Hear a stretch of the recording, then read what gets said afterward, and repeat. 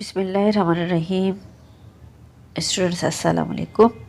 آج ہم اردو کی کتاب سے 19ویں سبق کی پڑھائی بھی کریں گے اور اس کے بچ کے سوالات بھی حل کریں گے۔ سبق کا نام ہے دل دل پاکستان۔ چلیے بچوں اس کو شروع کرتے ہیں۔ بل کھاتے دریا، سرسبز میدان، بلند پہاڑ اور گھنے جنگل، کتنی خوبصورت ہے یہ سرزمین۔ اسے پاک سرزمین بھی کہتے ہیں۔ پاک سرزمین یعنی پاکستان۔ پاکستان 14 اگست 1947 کو وجود میں آیا۔ اس کے 4 خوبصورت صوبے ہیں: پنجاب، سندھ، بلوچستان اور خیبر پختونخوا۔ آزاد کشمیر اور گلگت بلتستان بھی اس کا حصہ ہیں۔ اس کا سبز ہلالی پرچم بھلا لگتا ہے یعنی اچھا لگتا ہے۔ آئیے آج آپ کو پاکستان کی سیر کرائیں۔ دل دل پاکستان۔ یہ سچ ہے کہ پاکستان ہمارا دل ہے، لیکن پاکستان کا دل لاہور ہے۔ لاہور صوبہ پنجاب کا دارالحکومت ہے، جو آبادی کے لحاظ سے پاکستان کا سب سے بڑا صوبہ ہے۔ لاہور کو کالجوں اور باغات کا شہر بھی کہا جاتا ہے۔ سمندر کسی بھی ملک کی تجارت میں اہم کردار ادا کرتا ہے۔ پاکستان کی سب سے بڑی بندرگاہ کراچی میں ہے۔ کراچی آبادی کے لحاظ سے پاکستان کا سب سے بڑا شہر ہے۔ کراچی صوبہ سندھ کا دارالحکومت ہے۔ صوبہ سندھ آبادی کے لحاظ سے پاکستان کا دوسرا بڑا صوبہ ہے۔ چاند میری زمیں، پھول میرا وطن۔ یوں تو پورا پاکستان پھولوں کی طرح مہکتا ہے، لیکن پھولوں کا شہر پشاور کو کہا جاتا ہے۔ پشاور صوبہ خیبر پختونخوا کا دارالحکومت ہے، جو پاکستان کا سب سے چھوٹا صوبہ ہے۔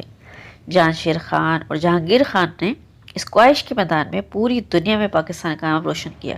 ان کا تعلق بھی اسی صوبے سے ہے۔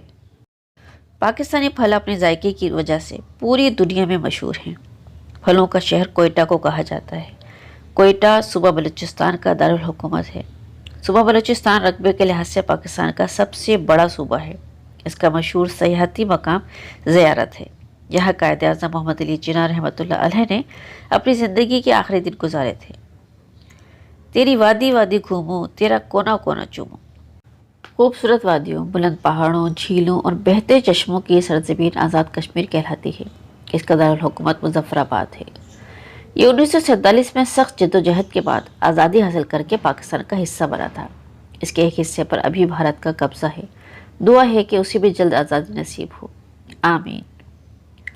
کھیلوں کا بادشاہ پولو کو کہتے ہیں۔ پولو پاکستان کے شمالی علاقے گلگت بلتستان چترال میں بہت شوق سے کھیلا جاتا ہے۔ دنیا کا سب سے بلند پولو گراؤنڈ اسی خطے میں واقع ہے۔ یہاں ہر سال ایک میلہ لگتا ہے، جسے شندور میلہ کہتے ہیں۔ دنیا بھر سے سیاح اس میلے میں شریک ہونے کے لیے آتے ہیں۔ پاکستان ایک حسین ملک ہے، جسے اللہ تعالیٰ نے بے شمار نعمتوں سے نوازا ہے۔ یہاں کے لوگ بہت جفاکش اور ملنسار ہیں۔ وہ آپس میں محبت اور بھائی چارے سے رہتے ہیں۔ اللہ تعالیٰ پاکستان کو قائم و دائم رکھے، آمین۔ بچوں، آپ نے سبق سنا۔ یہ پورا سبق پاکستان سے متعلق معلومات پر مبنی ہے۔ آپ جانتے ہیں کہ پاکستان بہت خوبصورت ہے اور پاکستان میں کئی ایسی جگہ ہیں جو دیکھنے کے لائق ہیں۔ پاکستان میں دنیا کے بہترین پھل پیدا ہوتے ہیں۔ اس کے علاوہ کھیلوں کے حوالے سے اگر دیکھیں تو پاکستان نے ورلڈ ریکارڈ بنائے ہیں مختلف کھیلوں میں۔ اور اس کے علاوہ آپ یہ بھی جانتے ہیں کہ پاکستان کے لوگ آپس میں بہت پیار سے رہتے۔ پاکستان کے لوگ محنت کرنے والے ہیں اور بلند ہمت والے ہیں، کبھی بھی کسی مشکل سے گھبراتے نہیں ہیں۔ اب بچوں، سبق میں شامل کچھ مشکل الفاظ اور ان کے معنی۔ صدا کے معنی ہیں ہمیشہ، حسین کا مطلب ہے خوبصورت یا پیارا، ملنسار کہتے ہیں خوش اخلاق یا ہر ایک سے ملنے والا، خوشی سے اخلاق سے ملنے والا۔ بندرگاہ، سمندر کا کنارہ، جہازوں کے ٹھہرنے کا مقام کو کہتے ہیں۔ پرچم کے معنی ہوتا ہے جھنڈا۔ خطہ کہتے ہیں ملک کا حصہ یا سرزمین۔ جفاکش کے معنی ہیں محنتی۔ اب آپ نے کیا سمجھا؟ سبق ہم نے پورا پڑھا۔ سبق کے مطابق ان خالی جگہوں کو آپ کو پر کرنا ہے۔ پہلی خالی جگہ میں آئے گا باغات۔ تو جملہ اس طرح سے ہوگا کہ لاہور کو کالجوں اور باغات کا شہر کہا جاتا ہے۔ دوسرا ہے کہ صوبہ سندھ کا دارالحکومت کراچی ہے، اس میں لفظ کراچی آئے گا۔ تیسرے میں ہے گلگت بلتستان کا مشہور کھیل پولو ہے، آپ جانتے ہیں، میں پڑھ چکی ہوں اس کے بارے میں۔ پھر ہے کہ پاکستان کے لوگ بہت جفاکش اور ملنسار ہیں، ملنسار لفظ اس میں آئے گا۔ اور آخری ہے کہ قائد اعظم رحمۃ اللہ علیہ نے اپنی زندگی کے آخری دن زیارت میں گزارے تھے۔ زیارت کوئٹہ کا بہت خوبصورت شہر ہے، اس میں لفظ زیارت آئے گا۔ اب سبق کے مطابق درست جواب پر نشان لگائیے۔ پھولوں کی وادی پشاور کو کہا جاتا ہے، جیم پہ نشان لگا لیجئے۔ اور دوسرا ہے پاکستان کا سب سے بڑا شہر کراچی ہے، پہلا اس پہ نشان لگا لیجئے الف پر۔ تیسرا ہے کہ پھلوں کا شہر کوئٹہ کو کہا جاتا ہے، الف پہ نشان لگا دیجئے آپ۔ چوتھا ہے کہ آزاد کشمیر کا دارالحکومت جیم ٹھیک ہے، مظفر آباد پہ آپ نشان لگا دیجئے۔ آخری ہے کہ رقبے کے لحاظ سے پاکستان کا سب سے بڑا صوبہ ہے، جی بے ٹھیک ہے، صوبہ بلوچستان۔ رقبے کے لحاظ سے صوبہ بلوچستان بڑا ہے۔ اسٹوڈنٹس اب کچھ سوالات ہیں جن کے جوابات دینے ہیں۔ پہلا سوال ہے کہ آبادی کے لحاظ سے پاکستان کا سب سے بڑا صوبہ کون سا ہے؟ تو اس کا جواب ہے کہ صوبہ پنجاب آبادی کے لحاظ سے پاکستان کا سب سے بڑا صوبہ ہے، ٹھیک ہے۔ پہلے ہم نے پڑھا تھا کہ رقبے کے لحاظ سے کون سا صوبہ بڑا ہے، تو رقبے کے لحاظ سے صوبہ بلوچستان بہت بڑا صوبہ ہے، لیکن آبادی صوبہ پنجاب میں سب سے زیادہ ہے، تو آبادی کے لحاظ سے صوبہ پنجاب سب سے بڑا صوبہ ہے۔ دوسرا سوال ہے کہ پاکستان کا دل کس شہر کو کہا جاتا ہے اور یہ کس صوبے میں واقع ہے؟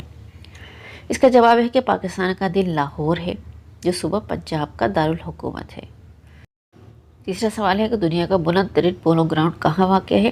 اس کا جواب ہے کہ دنیا کا سب سے بڑا بلند ترین پولو گراؤنڈ چترال میں واقع ہے۔ اگلا سوال ہے کہ آپ کو اپنے وطن کی کون سی بات خاص لگتی ہے اور کیوں؟ اس کا جواب ہے کہ پاکستان بہت خوبصورت ہے، اس کے بلند پہاڑ، دریا، میدان، جنگل، ہرے بھرے کھیت سب بہت حسین ہیں۔ آخری سوال ہے کہ آپ کے خیال میں ہمیں کون کون سے کام کرنے چاہیے جس کی وجہ سے ہمارا وطن ترقی کرے؟ اس کا جواب ہے کہ پڑھائی ہو یا کوئی اور کام، ہمیں ہر کام محنت اور ایمانداری سے کرنا چاہیے۔ بچوں، یہ لفظوں کا کھیل ہے جو ہمیشہ کی طرح بہت مزیدار ہے۔ اچھا لگے گا آپ کو اس کو کرنے کے بعد کتابیں آپ اسے حل کیجئے کہ مثال کے مطابق ایک عدد کی عددی ترتیب کو لکیر کے ذریعے سے آپس میں ملائیں۔ اب دیکھیے یہ اس میں گنتی میں 12 لکھا ہوا ہے، اس کو پھر میں نے اردو میں جو 12 لکھا ہے میں نے اس سے اس کو ملا دیا ہے اس کی ترتیب کے ساتھ، پھر اس کو 12واں سے ملوایا۔ اسی لکیر کو آگے بڑھاتے ہوئے میں نے اگلے کالم میں 12ویں سے ملا دی ہے، ٹھیک ہے، اور دوسرے کالم میں بھی 12ویں سے اس کو آپ ملا دیجیے گا، تو یہ آپ کی پوری جو ترتیب ہے مکمل ہو جائے گی۔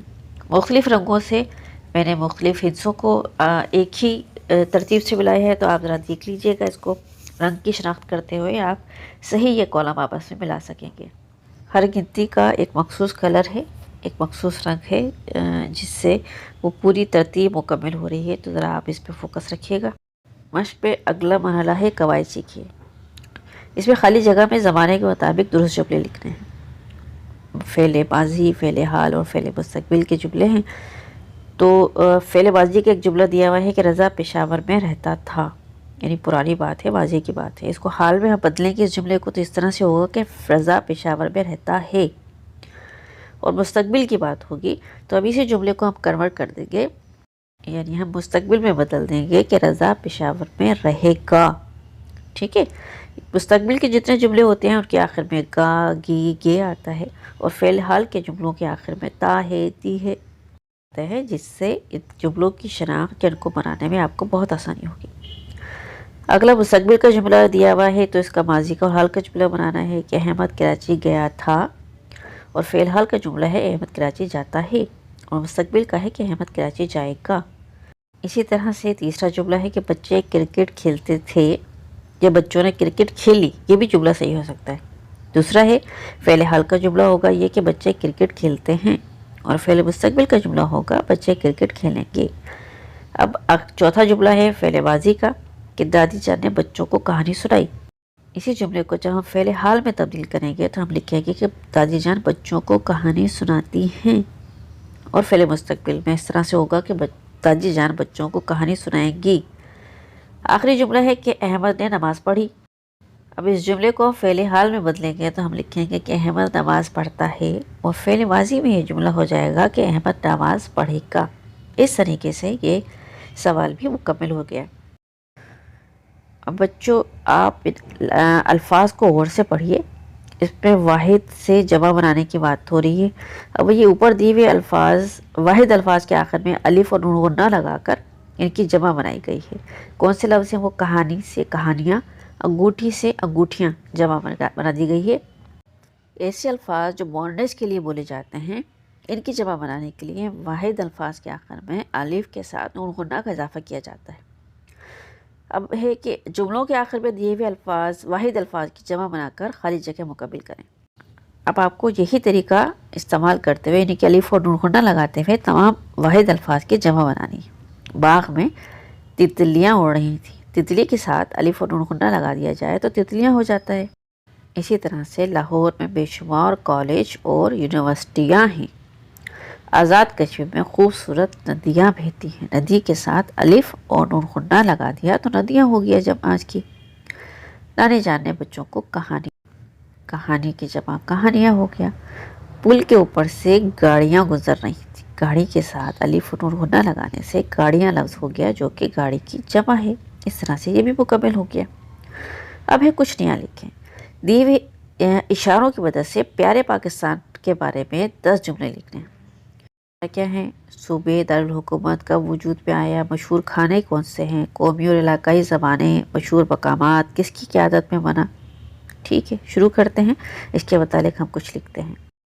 تو آپ اس طرح سے لکھ سکتے ہیں کہ ہمارا وطن پاکستان ہے۔ پاکستان 14 اگست 1947 کو قائد اعظم کی قیادت میں وجود میں آیا۔